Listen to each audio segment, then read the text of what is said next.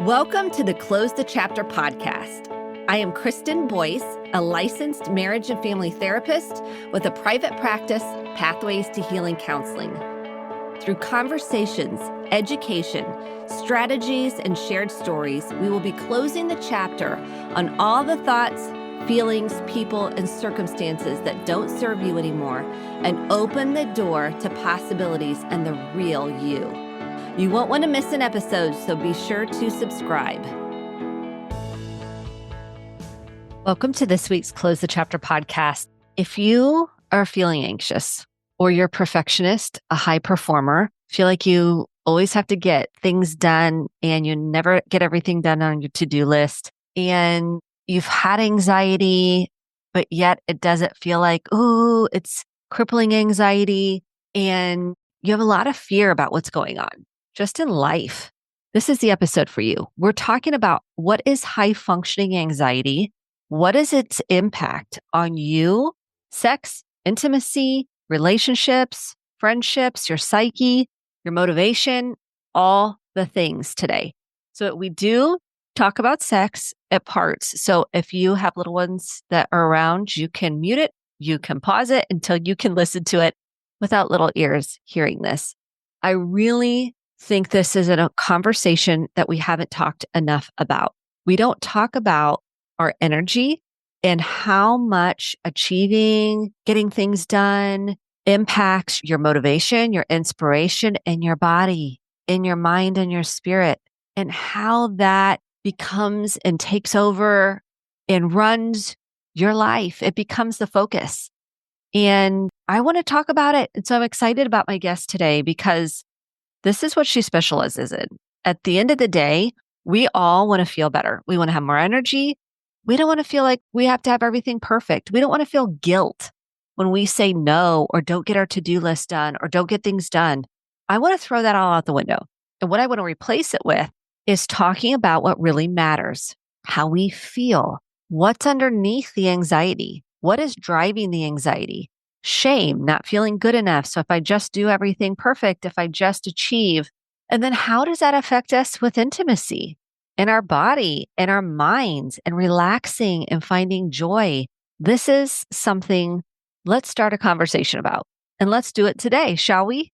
Let me introduce you to my guest. I love her website name. It's a note from your therapist. I'm like, oh, we want to keep the notes from our therapists if they're good. We want those written on notepads, sticky notes, remind us in our journals, what did our therapists say? And let this podcast be that for you. If you need a safe place to come to feel filled up, to feel less shame, less guilt, and start being your authentic self, this is a place for you. And my guest specializes in this. Allison is a licensed therapist and coach specializing in anxiety, trauma, and sex and intimacy. But her true passion is helping women show up unapologetically. Let's stop saying I'm sorry for everything in their relationships, decisions. So no more decision fatigue or feeling stuck in a decision. And you're clear. We want clarity for all decisions in your life and within yourself. We jump into all those things. And if you want to continue to go within, grab the journal for free at Kristen, KRISTEN, Boyce.com, free resources, and join the community on our mailing list. I hope I give you cherished content that is helpful. I don't want to spam you. We have enough of that. I want to give you life-giving information that will help you. And then you also get all the episodes in your inbox. So you can look at what's the episode about, click on it, and then you can subscribe to the episode or the podcast so you don't miss anything. Because we're in this together. We are on a growth journey. What is the meaning of life if we don't have purpose? And purpose is growth. It is connection. It's being more in tune with yourself, living more freely so we can get out of our heads and into our hearts and get a handle on this high functioning anxiety.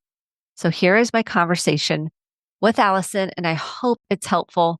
Take notes and figure out what you want to walk away in this episode with and put into motion. Welcome to this week's Close the Chapter podcast. Okay, on Instagram, if you're not following a note from your therapist, then you need to be, because Allison is here, yay, to join us and talk about so many things. We're going to see where the conversation goes, but really we're talking about functional anxiety.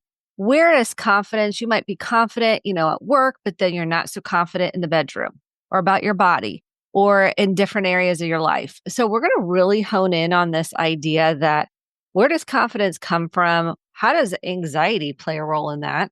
And so, Allison, welcome to the Close the Chapter podcast. Oh my God, thank you so much for letting me be here. I'm so excited to have you. So tell us what functional anxiety is for those folks that are like, yeah, I've heard that term, but I don't even know what she's talking about. Yeah. So I think when we think of anxiety, right, it's often tied to sort of dysfunctional anxiety. We're having panic attacks. We can't show up to work. We're hyperventilating. We're just sort of low functioning. It's getting so in our way that it's immobilizing us. And that certainly exists as anxiety for sure. However, that's not the only brand of anxiety that shows up when we're talking about anxiety. And so I do a lot of coaching and a lot of therapy for clients in which I coin it as high functioning anxiety. And so what that type of woman looks like is usually someone from the outside who looks like they have it all together.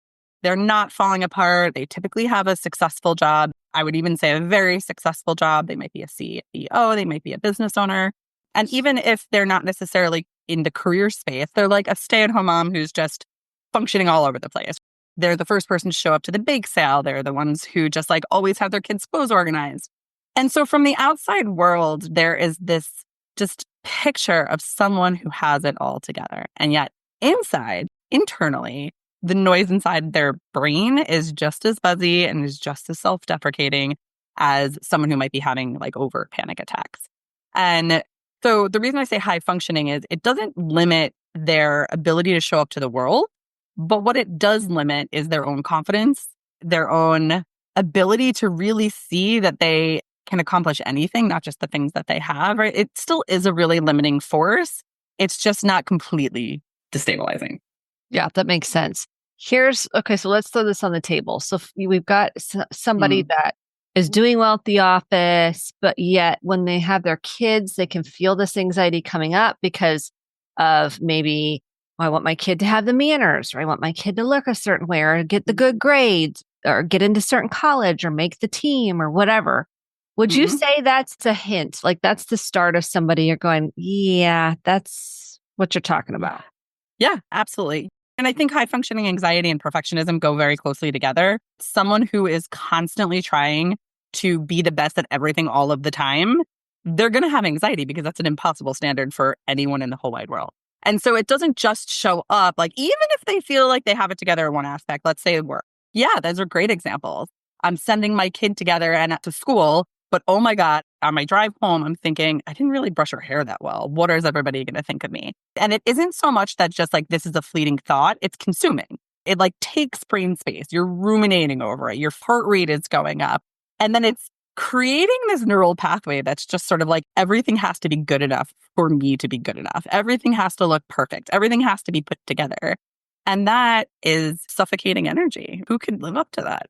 Yeah, enough to shut you down. And then what you're doing, it's going to travel down. Then your kids are going to pick it up and becomes a systemic, like a family system. The system can then start functioning with a lot of anxiety.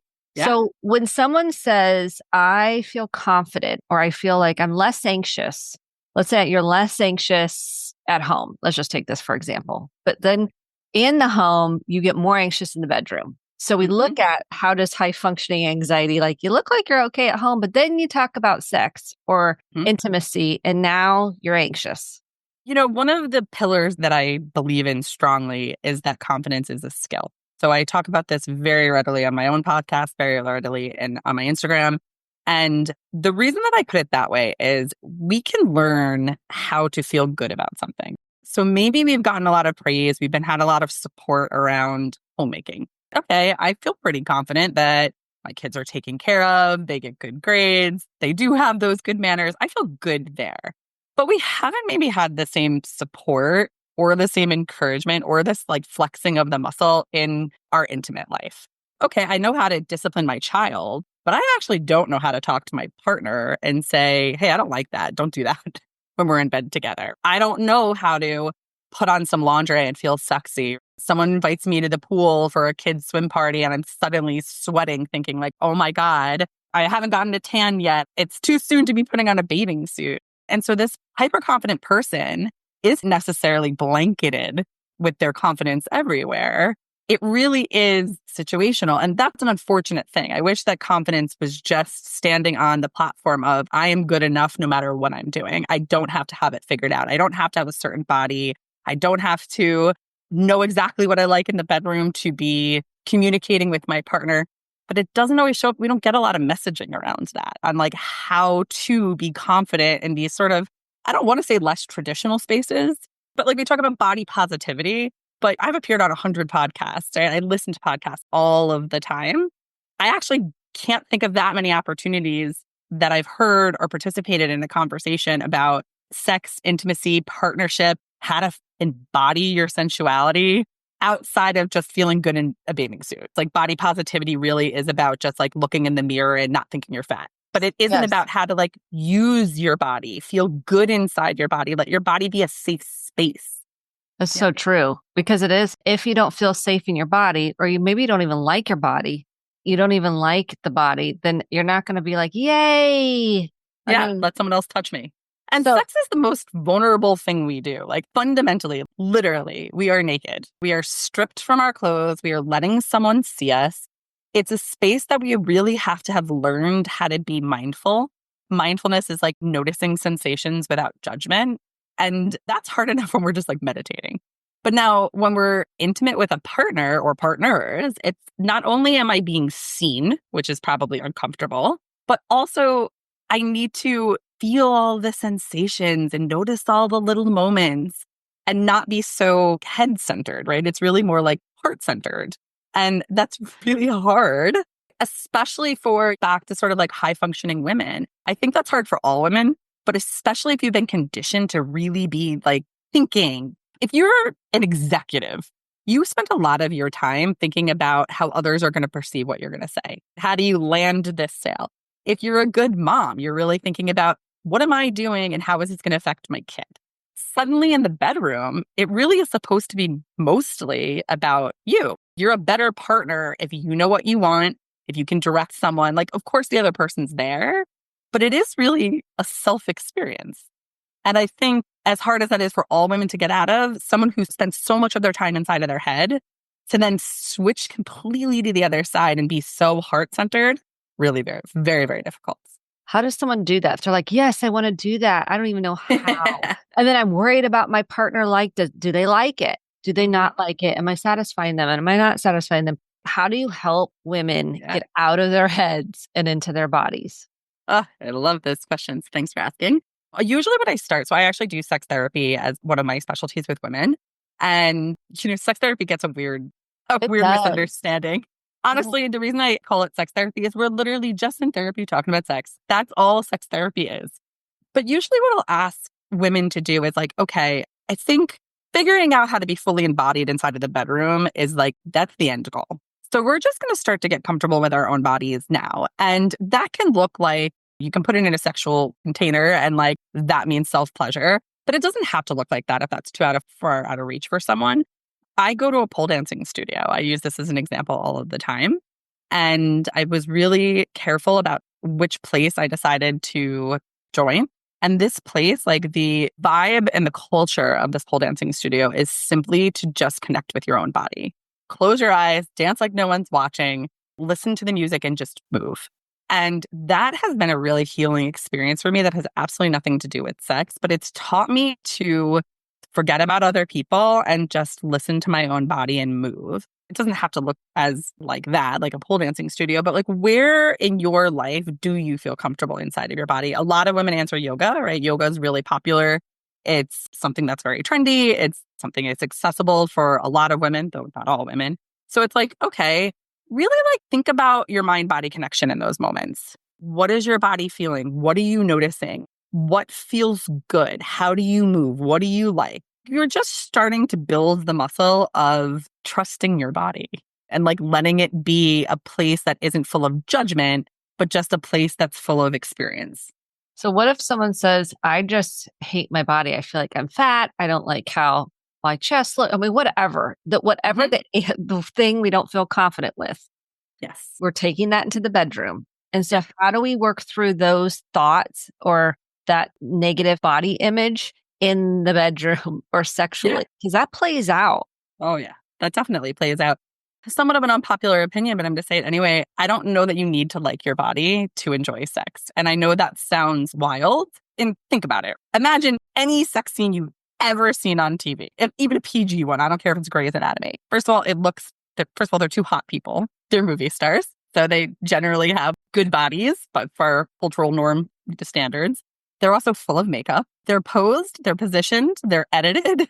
But that's the context in which we see intimacy. It's not awkward. It's not making weird noises. We're not fumbling around, all of that stuff. So the reason I say it's almost a normal experience to not enjoy all of your body, and that is not a prerequisite. You don't have to look a certain way to have a good sex life. That is bullshit Hollywood. That's a movie out there. That's the movie. That's the right? movie. That's the Instagram versus reality. Yes. Go out into like the diner and look at every person you see. Most of us are just operating the world with imperfect bodies, and we are still entitled to have pleasure from the body in which we are occupying. So, if someone's saying to me, like, I just can't get past that though. I walk into the bedroom and the idea of taking off my bra is so overwhelming. That's just it. That's the pause point. I can't move past it. I would tell them to pull back. Okay, well then we need to create some body love around the part of your body that you hate. And there's a lot of ways to do that. One of the ones that I usually suggest is just, why do we have taste buds? It's like we have taste buds to savor food.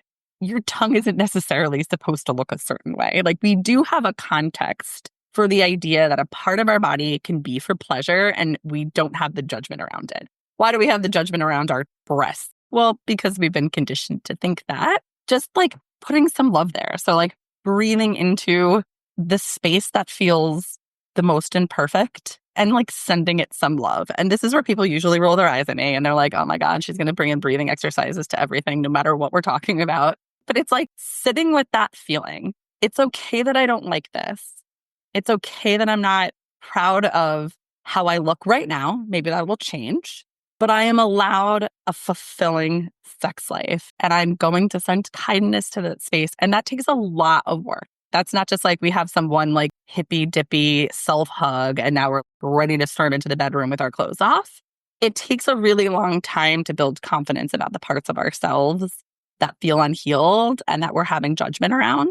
And so I always say, talk to a therapist, but just practice like touching yourself, giving yourself a self hug, taking a long bath, saying kind things to yourself, lotion. We're just trying to kind of activate any healing energy that can sort of a little bit mute the voice that's telling you, but you need a perfect boobies to be able to have a good sex life. That's not true. If that was true, no one would have a good sex life.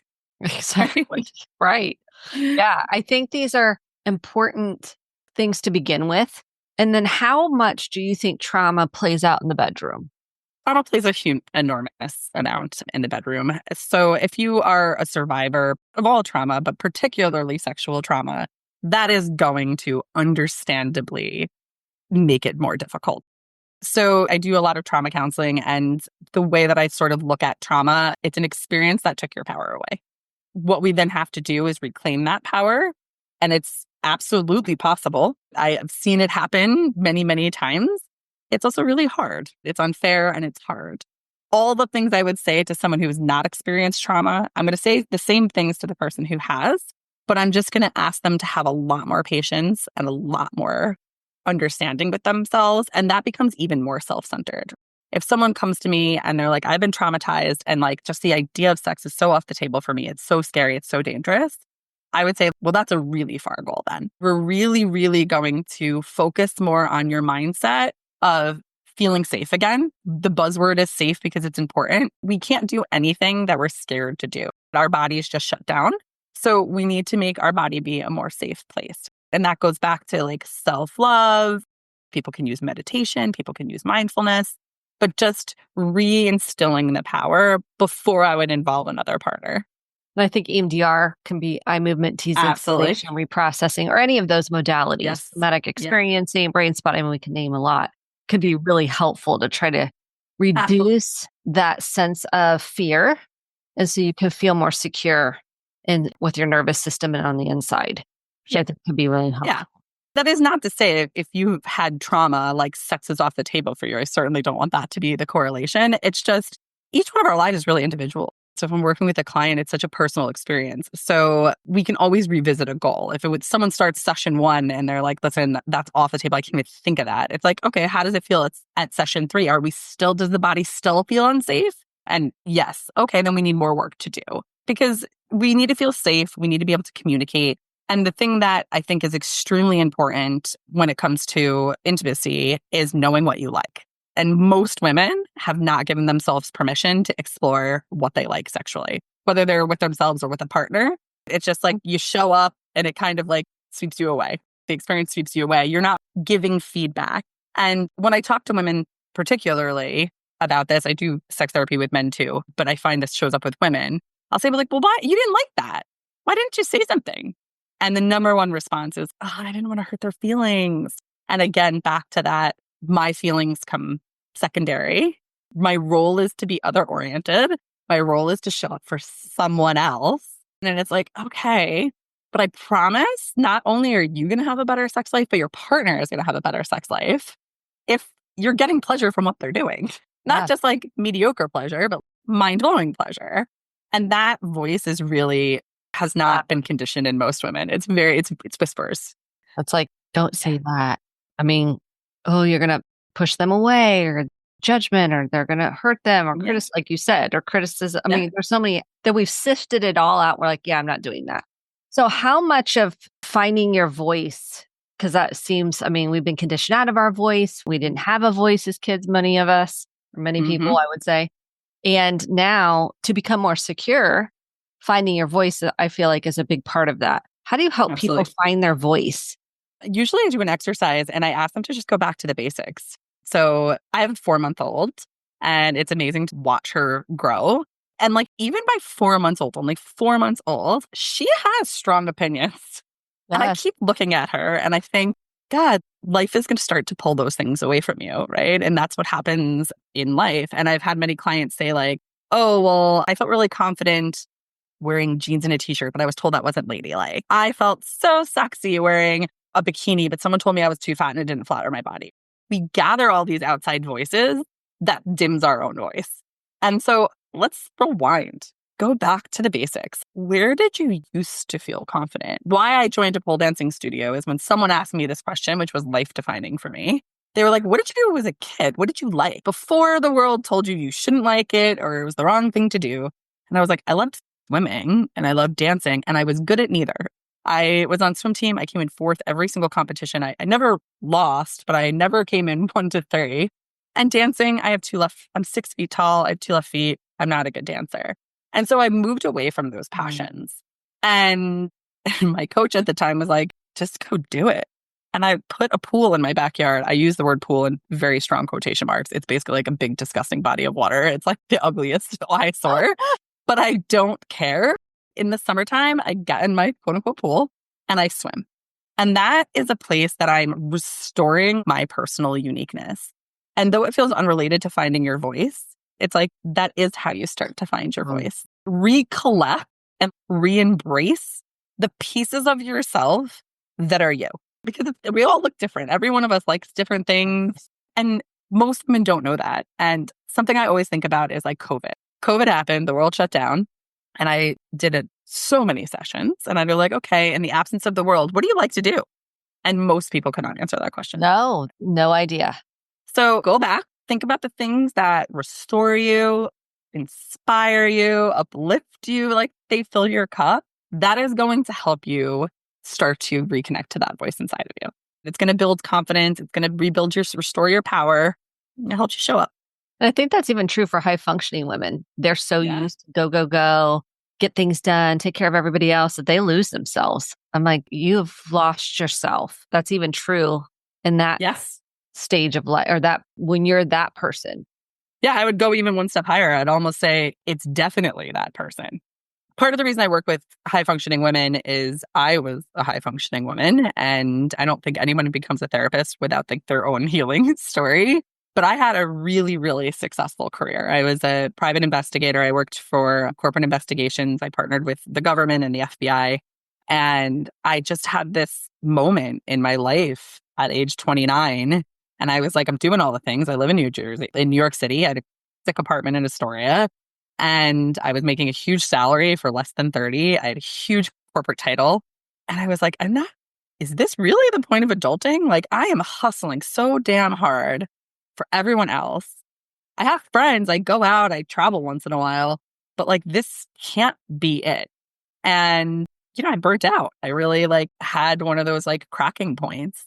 And when I left that job, I had no idea what to do with myself. And I had to really go back and think, well, what did I like to do? And I have several degrees in psychology. And I was like, why did I stop doing psychology? You'd asked me for 18 years of my life going through college. I was like, I want to be a therapist and I'm a private investigator. Where did that happen?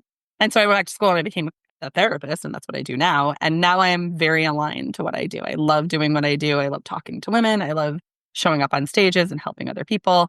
But it was easy to lose myself is the point of that. It was easy to get swept away very quickly by an identity and a life that wasn't aligned to what I actually wanted to do, but I was getting a lot of reward for, right? And no one was really asking me, like, is this making you happy? It was just like, well, up the ladder we went. Yeah, you climbed up this similar story to me. I mean, I was in corporate America, Fortune 500 company, and I was like, this is not what I want to be doing. Because people would come into my office, I'm like, I'd much rather listen to your story than do this sports marketing. No thanks. So it is interesting. Even your background as a PI using psychology, they probably dive hand in hand together. Do you feel like that? It's helped you be a better therapist? Oh, for sure. Yeah. Because I was digging for info. I have a good attention to detail. So that was my PI. And I was a bartender at the time because I just loved bartending. And I did that for a really long time and I coincided, which was crazy. I worked 100 hours a week between those two gigs. And bartending kind of gave me the skill of, so tell me all your secrets. Yes. And thus birthed the therapist that I am today. Yeah. Do you think it's made you a better therapist? Yes. Yeah. Yeah. So here you are as a therapist. You like to work with, because you used to be a high functioning woman, if you will. So you can spot it. You're like, you got it. And so what is the top 3 things that you think a high functioning woman needs to pay attention to, notice, or be curious about? Yeah. I've never been asked that question. It's a really beautiful one. I'm just going to answer from my gut. I would say noticing perfectionist tendencies. If there's perfectionist tendencies, there's definitely high functioning anxiety there. We're married together. They're just married together. And I think it's difficult to identify a perfectionist tendency because you get rewarded for it. If you're the person who always shows up, answers your emails, wants to be the best at everything, you are seen as someone who's very valuable. But noticing how that makes you feel. I love somatic psychology, right? Drop into your body. If it's your really quick example, I suddenly had to host Christmas this Christmas and I wasn't expecting it. And I was losing my mind. I was like, we need to have the perfect thing and the tree needs to be up and I need to organize all of the Christmas ornaments.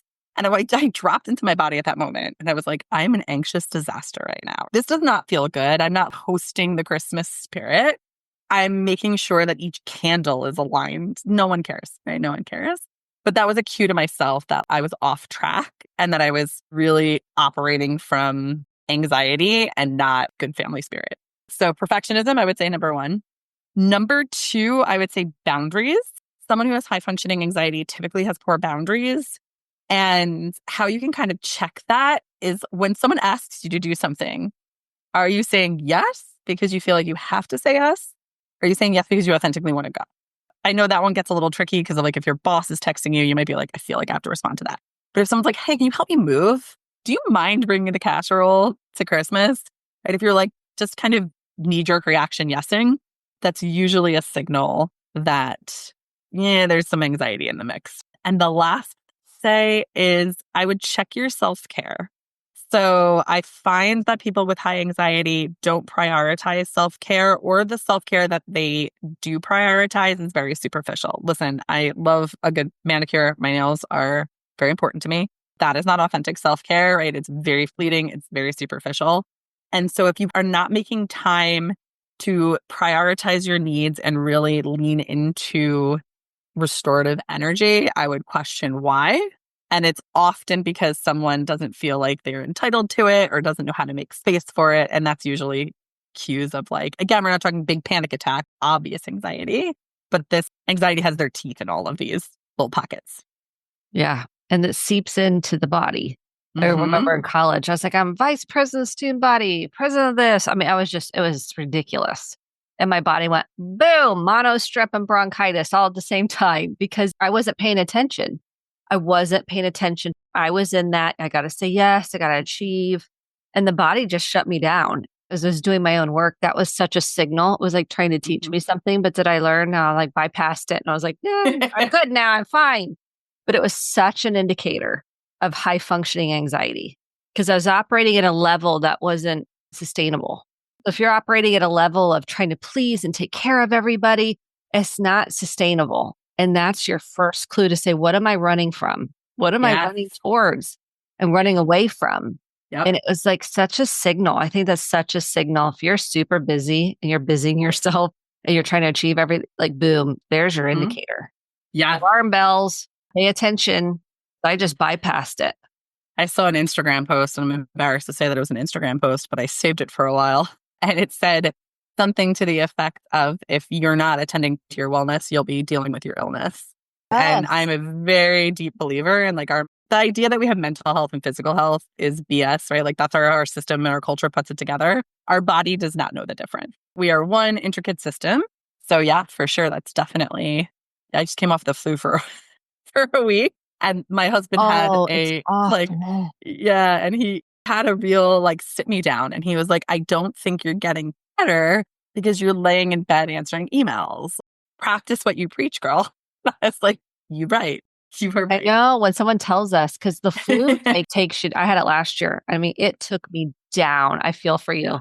And it was like my signal. I was like, whoa, I am not, okay. I need to be regroup, recenter. It was like another little reminder because we feel like we're doing work and we are. These phones now travel to the bedroom. I mean, we're like on our phones laying down. It's the truth. Yeah. So your husband saying that, I'm like, yes, that is what we're doing. It's so hard. And that pressure is, again, especially for this high functioning, high powered woman, the idea of shutting down, slowing down is really difficult to tap. I preach this for a living, and yet it was still, I needed the outside reminder because we're not conditioned to slow down. I know that rest is not a weakness, and yet I have to stop, literally stop and be like, Allison, remind yourself that rest is not a weakness. You are entitled to rest. You need to rest right now. Those old neural pathways, they beat hard when they're like, no, go, go, go, go, go. Yeah. So the reward is this, the reward is that. Mm-hmm. So I definitely think that is so true and a great reminder for all of us. You said the deep breathing. I'm the same way. I'm like, everything comes back to the breath. Not everything. Yeah. But I love the breathing because the nervous system is, like you said, it's all connected and it makes such a difference. Okay. One of the questions I love to ask on the podcast is, what is a book or books, you don't have to be limited by one, that has made a significant impact in your life that you can think of? Yeah. So I have two quick answers. And the first is To Kill a Mockingbird, which is written by Harper Lee. Fun fact, I named my daughter Harper after this book because it gave me my love of reading. It was the first book that I ever read that I couldn't put down. And it was the first time I had that experience. But I learned that Harper Lee's name is actually not Harper. And now I'm going to forget what it was. I think Irene, I want to say. But when she published To Kill a Mockingbird, she did not believe that her book would be taken seriously if they knew it was written by a woman. So she picked her middle name, which was named after someone's last name, so that they would be in disguise, which I thought was a pretty cool story. And now Harper, I thought I was being super unique. I was like, this is so badass. I have this cool, unique name. Turns out it's number 14 in the world, in the United States for the last 10 years. I don't know anybody else named Harper. I don't either. And I love the name. I love it. But so it became really popular for all of these women and now it's considered a female name because of her. So I love that story. So that's my fictional one. My personal development one It's a bit niche because it's related particularly to quitting alcohol, but it's called Quit Like a Woman by Holly Whitaker.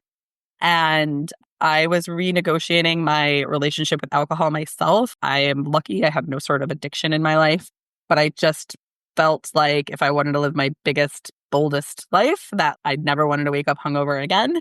And her book, spoiler alert, it's very feminist agenda, but something that she had said in it that stuck with me profoundly was that women are conditioned to make themselves smaller, and that a lot of the rhetoric that we have around quitting alcohol is like, make yourself small, like give yourself up to the universe. And like, listen, this is by no means, if you have an addiction, you're using AA, Godspeed, do what works for you. But I never resonated with those messages. And her entire book is really just about how to find your voice. So even though it's a book about booze and like giving up booze, it really was a pivotal moment for me and recognizing some of the things that I was saying to myself, the things that were getting in my way. And now I mostly don't drink anymore. It worked. Whatever it did, its voodoo magic in my brain. Yes. How long ago was that? When did you read it? About 3 years ago. Yeah, I would say 3 years ago. That's awesome. Because being a high functioning woman, do you think that alcohol was tied to, and maybe there is no tie, but just curious, like your alcohol use and being a high functioning woman with the anxiety? Yeah. Was it a way to kind of manage it? Yeah, 100%. I was, especially when I was in a PI, I was the only female. So in order to sort of be part of the boys club, it was a lot of like show up to happy hours, have a glass of whiskey at the country club, and like very that culture. And then also as a bartender. So there was a lot of alcohol around me. And what I really realized, my biggest takeaway about my whole journey with booze has been, again, I'm fortunate I have never developed anything like an addiction. However, I thought it was making me more social, more confident. I get socially awkward. And actually what it was doing is just lighting fire to my anxiety. So I never woke up hungover in a traditional sense of like, I'm nauseous, I can't get out of bed, I'm calling out of work. But I would wake up with like a racing heart. And over time, it kept getting like worse and worse and worse. And even if I just occasionally drank, the next day I would be like in my head, checking my texts, feeling like a failure. And I was doing all this mindfulness work, all this meditation, all this healing to sort of just like once a week light it on fire because I had some drinks. So I am definitely more fulfilled on the side of the bottle. It's a long road for anybody who does it. It's not, we live in a weird culture where unless you're an addict, people don't get it. Like still to this day, people are like, you can just have one. It's not like you have a problem. And I'm like, no, I don't know that I necessarily need to have a problem to just, I quit giving up meat and like gluten and no one cared. They were like, yes, oh, good exactly. for you, right? You don't eat carbs. Cool. But for some reason, when I like turned down the wine, it was very off-putting for people. So it was a long journey. I still have my moments where I'm like, what am I doing this for? And then I actually have a note on my phone that you will have anxiety again. Live your best life. This is a wellness decision. It really has nothing to do with addiction. But she sparked that journey for me, Holly Whitaker. One day, maybe I'll meet her and I'll say thank you in person. But that'd be amazing. Because I do think we live in this culture that it's so normal. I mean, it's so acceptable, totally encouraged. I mean, and the fact that you're making this distinct point that I'm going to repeat, because I think it's that significant. You think in the moment, I'm having fun. I don't have social anxiety. I'm letting loose. I'm conversing. I'm this and that. The next day, next day is when the anxiety grows. All of a sudden, what was you felt anxious, now it's like doubled in a sense. I mean, now you're anxious about what did I do? What did I say? What did I do? I mean, such an important point that I'm reiterating that you made that we don't talk about. It's wild too, because I never actually did anything. I was a really mild drinker. It's not like I ever got a DUI, was drinking and driving, got into a fight with someone, didn't pay my bill. And yet, like, there was no mind over matter for me. It was like I did all of those things in the catastrophe that my anxiety was creating for me, right? It was just like, what did you do last night? What did you say? And it's, well, I mean, I don't know. I probably was boring and repeating myself maybe, but I don't think I like insulted anybody. And yet I was still living with the aftermath of phenomenal shame and remorse. Yes. And self-doubt. I feel like it heightens, if you got which we all have to some extent, it heightens it. It's like self-doubt and all of those voices get louder. I feel like, because you've got you're hungover, you're in a survival state as it is. You're like, I feel like a crap. And I look back at my days when I would drink and I'm like, wow, I was driven by anxiety. It was driven by wanting to fit in. It was driven by, I want to have fun. But the Yeah. next day, there's a price to pay. Even if it's so slight, because it's your normal, it's so significant. So appreciate you saying that, because that's a point on the podcast no one's made. They said the next day, but you're articulating the next day as your anxiety is higher, your self-doubt. Yeah. And for me, the self-doubt, it was almost like I'm going to go extreme. It was like self-abandonment. I just lost the complete trust in myself because I would start a day drinking and I was like, I mean, you can just have a glass of wine. It's not that big of a deal. And then I'd have one and I'd be like, oh, I mean, I know I said I'd have one, but maybe I'll just have two. And so it wasn't really that I would get out of control. But the next day I'm like, why couldn't I just do what I said I would do? I said no matter how much I drank, I'd go to the gym, and I'm not going to the gym. And so I was just losing a lot of trust in my own decision making. And I think that it seems so unrelated, giving up drinking and like writing my book and starting my podcast. And yet, when I finally was like, wow, I could do this hard thing, I actually can set my mind to do something and do it. I can commit and trust myself again. All of a sudden, all these doors started opening and like I'm on speaking events and I'm on TV. And I was, wow, how did this come from that? But it really wasn't the drinking. It was the self-trust. Remembering that I could commit to myself and actually come through. Huge. That's awesome. Is your book out yet? Your book's not out yet. It's in proposal mode. Yeah. You'll have to come back on when it comes out. Yeah. Because I know it's a whole big thing promoting a book. So you'll have to come back on. So is there anything we left off that you felt like was important to share? No, I always ask this on my podcast. And I'm like, is it a leading question? What else do I want to say? To me, I think we covered a lot. So. Yeah. I'm going to end with, again, sort of a cliche thing, but I think there's power in cliches. They're relatable, right? I really find that all of these big buzzwords, right? Like finding your voice, taking up space, they're real and they sound cheesy and cliche, but we can move the world. You actually can have the life that you want. It sounds so fundamentally simple, and yet it's like, this is the secret to the sauce. It's like simply just believing that you can.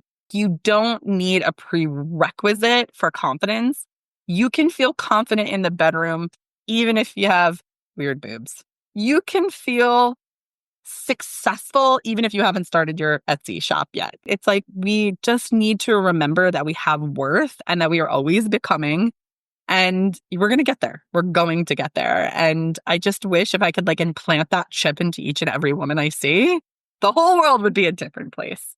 It would. That's a great place to end. Where can people find you, Allison, if they're like, yeah, and I know I said a note from your therapist on Instagram, where else can they find you? So, right, of course, I live on Instagram as we do these days. My handle is, as you said, a note from your therapist. My website is by the same name, a note from your therapist. I do therapy in New Jersey. I do private coaching for high functioning women. And I have my own podcast called Becoming Unstoppable, which is on all the places we listen to the pods. Love it. Thank you so much, Allison. This has been such a great conversation, and I appreciate the work you're putting out in the world. Thank you. Thank you so much for listening to the Close the Chapter podcast. My hope is that you took home some actionable steps along with motivation, inspiration, and hope for making sustainable change in your life. If you enjoyed this episode, click the subscribe button to be sure to get the updated episodes every week and share with a friend or a family member.